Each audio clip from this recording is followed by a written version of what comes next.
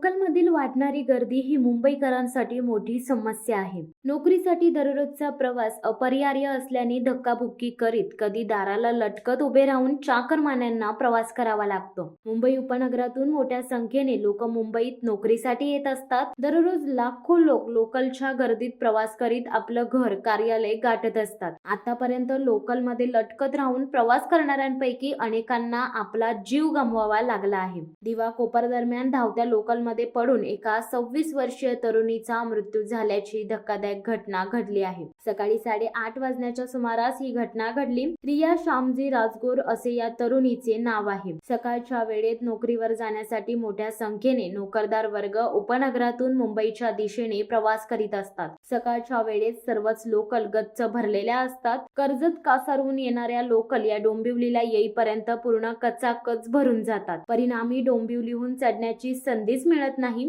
त्याशिवाय डोंबिवली ते CSMT अशा लोकलचे प्रमाणही कमी असल्याने वेळेत निश्चितच ठिकाणी पोहोचण्यासाठी प्रवासी गर्दीतून प्रवास करण्याची जोखीम पत्करतात. रियाने ही अशी जोखीम पत्करली आणि तिला जीव गमवावा लागला. डोंबिवली पूर्व येथील श्री संकेत इमारतीमध्ये रिया आपल्या कुटुंबासह राहत होती. तिच्या घरात आई वडील आणि भाऊ होता. रिया ठाण्यातील एका बांधकाम कार्यालयात काम करत होती. डोंबिवलीहून CSMT ची लोकल पकडून ठाण्याला उतरायची. काल सकाळी तिने डोंबिवली रेल्वे स्थानकावरून मुंबईच्या दिशेने जाणारी लोकल पकडली. ती आत शिरण्याचा प्रयत्न करत होती, मात्र लोकल मधील गर्दीमुळे ती दरवाजावरच अडकून राहिली. दिवा ते कोपर दरम्यान तोल गेल्याने ती खाली पडली. यातच तिचा मृत्यू झाल्याची दुर्दैवी घटना घडली आहे. याआधी देखील अनेक प्रवासी डोंबिवली ते कोपर दरम्यान गर्दीचा बळी ठरलेत. त्यामुळे रेल्वे या गर्दीवर नियंत्रण आणण्यासाठी प्रवाशांकडून अनेकदा डोंबिवलीहून सोडण्यात येणाऱ्या लोकल गाड्यांमध्ये वाढ करण्याची मागणी केली जाते. मात्र अद्याप या मागणीची दखल घेण्यात आलेली नाही. त्यामुळे लोकल सेवा कधी वाढवणार असा सवाल आता प्रवाशांकडून उपस्थित करण्यात येत आहे.